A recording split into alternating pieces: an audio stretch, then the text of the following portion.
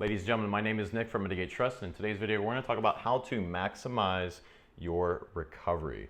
Reduce DOMS, delayed onset muscle soreness, which will help prevent injury, increase muscle growth, strength, etc., athletic performance, mental performance, and also reduce body fat.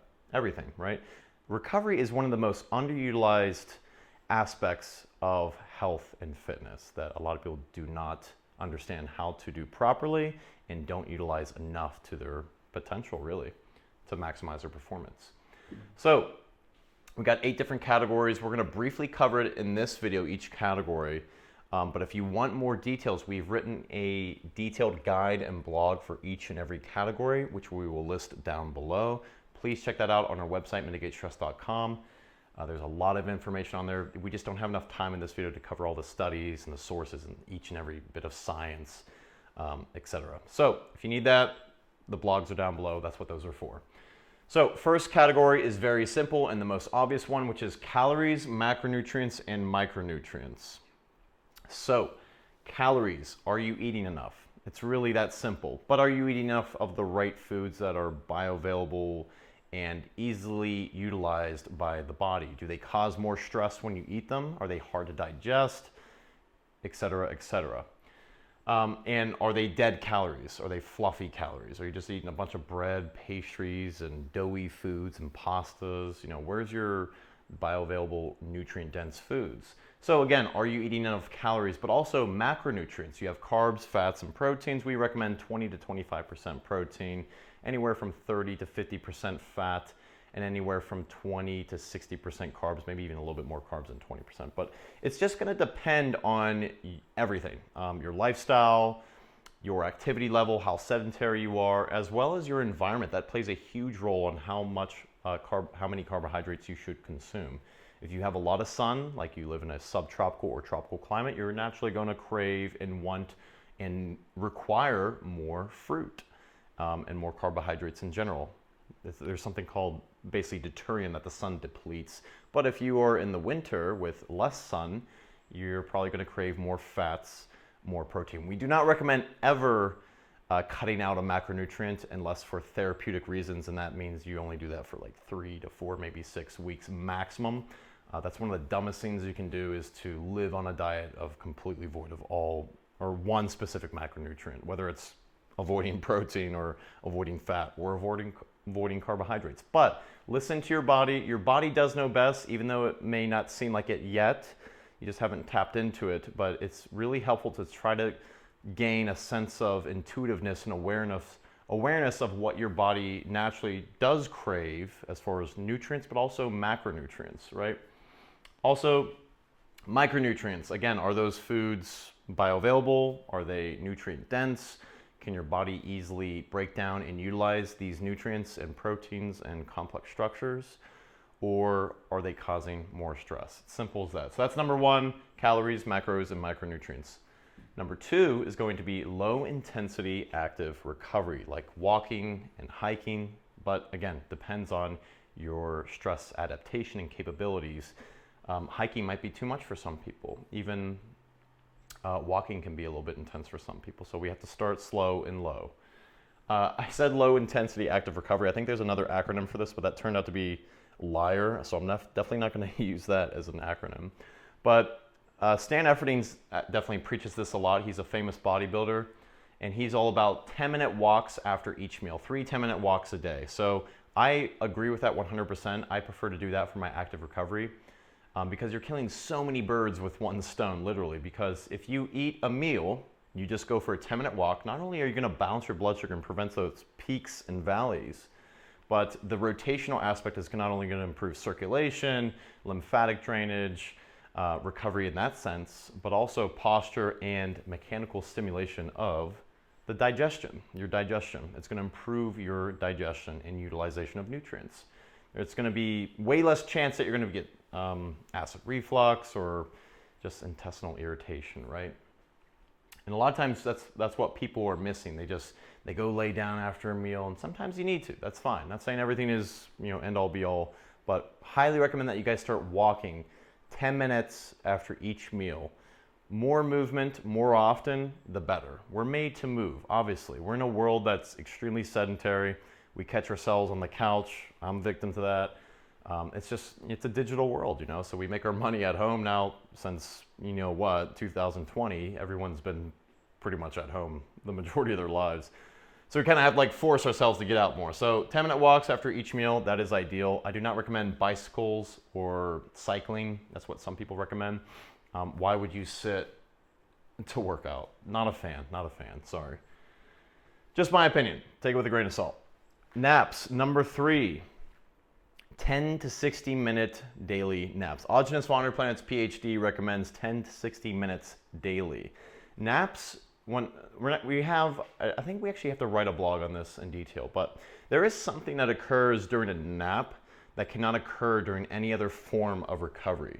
So in other words, you cannot replace your naps. And yes, we have the food, we have the movement, but the naps are literally the same importance. I don't think people take naps as serious as they should. In fact, a lot of athletes, Khabib is actually one of them, that says like everyone's doing all these other different forms of recovery, but I nap. He does like 2-hour naps every day in between his training. And I just think that's brilliant. You have to nap. You have to let the body heal and recover and rest, because not only are you always going to get good sleep, very rarely are you going to get the recommended 7 to 8 hours of sleep a night. And who knows how deep that sleep is and how high quality that sleep is, you know. So naps, 10 to 60 minutes plus daily. Nothing more really to that. Number 4 and 5 is going to be circulation. So number 4 is going to be heat. All right, so infrared saunas, you can use an enclosed infrared sauna. We have relax sauna that we recommend. I don't have it here right now, it's in the other room. That's a really good one. It's been proven to be 7.5 times or so more effective than other infrared saunas because it's enclosed. And you get a healthy dose of near infrared, right? Which is, that alone is light that you can't see. And by the way, the sun is 42% infrared, and that alone helps to recover circulation, heat, drainage, etc. So many different things that occur with the sauna. But our favorite is a hot bath. And when you do a hot bath, if you do a sauna, it's going to be 10 to 20 minutes, maybe 25, 30 minutes. It can be a little bit intense. Make sure that you hydrate during it. Also, make sure that you consume like vitamin E, some type of fat, or raw butter, raw coconut cream, some raw honey, basically to act like a solvent. Again, we have a blog on why you want to do all that, but you want to have some type of hydration. Coconut water even is good to start with during your any type of heat, saunas or hot baths. You have to have some type of hydration, or you're going to cause more stress and you're going to be worse off than when you started. But hot baths are our favorite because there's so much more, there's less heat dissipating and escaping, and it's more directly on you. It's like an incubation, like a baby in a womb. And again, we have a whole blog on why the hot baths are superior in our opinion. Check that out below. But if you do a hot bath, make sure that you have a water filter, a shower filter. We have that listed down below as well. And you're going for at least 105 to maybe 108 degrees Fahrenheit for roughly minimum 25 minutes, upwards of 90 minutes. You can take breaks in between, but again, you gotta hydrate. Raw coconut water, raw milk or something. We have something we call the lubrication formula I was kind of mentioning earlier. You have to hydrate, disclaimer. That's one of the most important things you can do though, heat, hot baths. That's really gonna help drain those metabolic processes that occur during heavy training or stress. But overall circulation and recovery is just gonna be maximum with heat. Number 5 is gonna be MFR, Myofascial Release. That's your massages. That's your self massages as well with Guasha. Check that out. We have some videos on that as well. Trigger pointing with a barbell, lacrosse ball, softball. We have a bunch of videos on that. We're going to start making more videos on that as well. And corrective exercises, posture, lengthening the tissue. We have this length tension relationship throughout our entire body. It's basically one giant muscle with 600 or so attachments. And it's like an X. That's why walking is so important, because it stimulates this giant muscle. And you can do it every day, all day, right? You just got to make sure that you're walking properly and more often. Again, corrective exercises, improving your posture, decompressing your posture, creating space throughout your entire bodysuit so you can allow drainage to occur, so you can allow circulation to occur and your joints to move more naturally and flowy.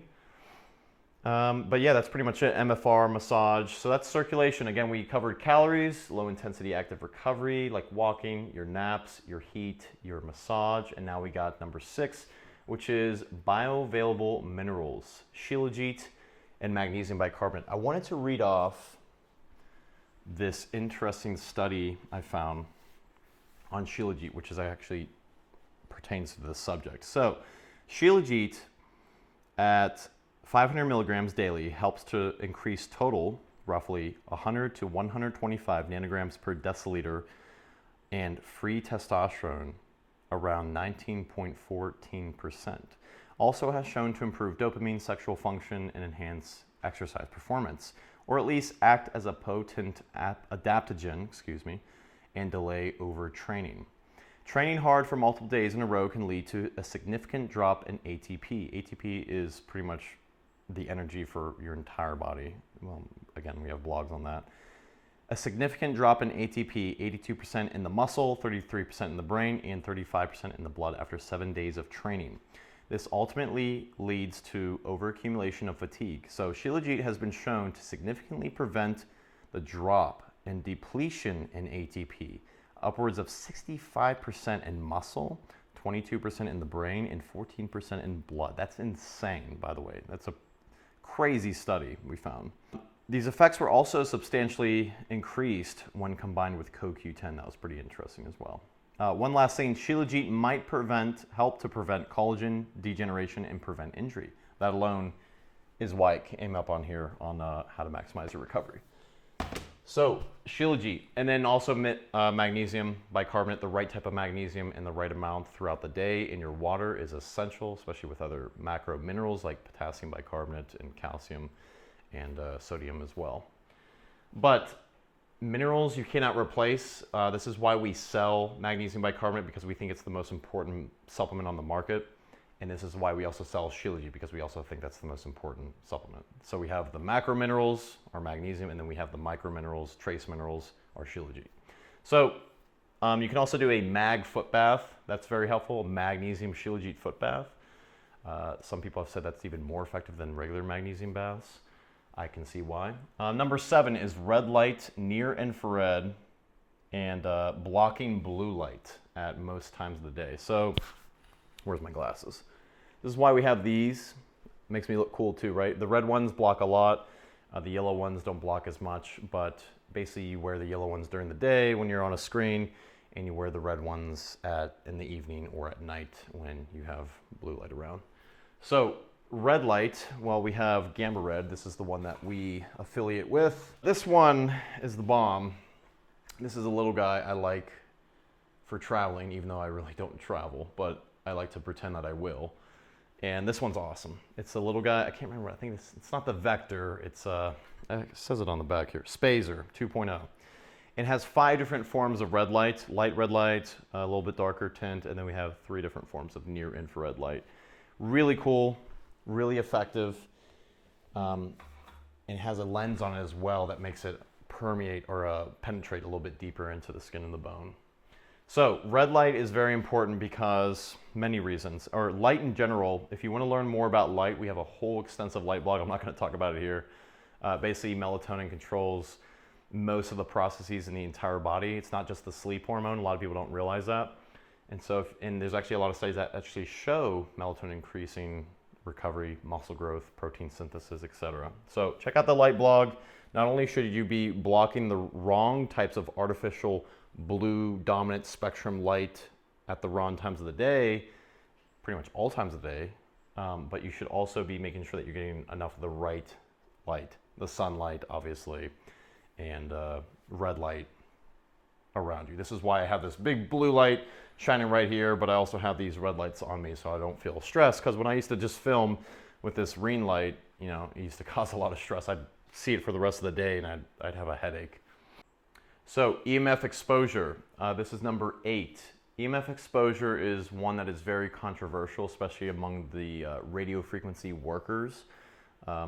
They seem to have a lot of cognitive dissonance that possibly radio frequencies and other frequencies can be harming us physiologically speaking and psychologically speaking. But we have an entire EMF blog down below that you can read on this subject. We go into a lot of detail on why this is completely not true. In fact, we have so much information and studies showing the complete opposite of how dangerous EMFs are. Not only do they dehydrate the cells, but they prevent the body from healing properly fast enough.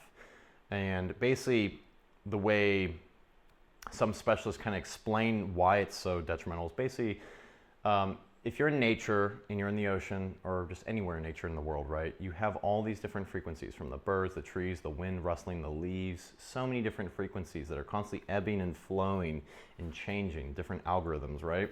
Whereas with EMF, Wi-Fi and your cell phone and cell towers, etc., that acts like a constant drop from a water faucet. That's just consistent and annoying, and it doesn't ever change. It's just the same thing.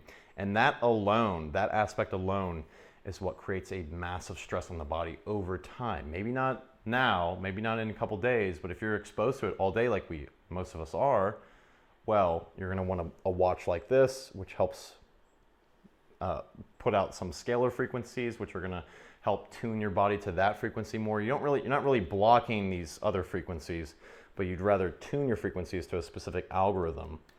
And again, we have so much information down below that explains this. Check it out, EMF blog. I don't want to go into too much detail on this because the video would be like a whole hour. But thanks for watching the video. If you have any questions, let us know. Like, comment, subscribe, all that good stuff. Check out all the links below on all the different blogs, all of our affiliate codes for each product that helps support us as a whole, as a company, because this allows us to keep making free content for you guys. If you have any questions, again, don't hesitate to send us an email at support@mitigatestress.com or just shoot us a comment down below. Thank you, and God bless you guys.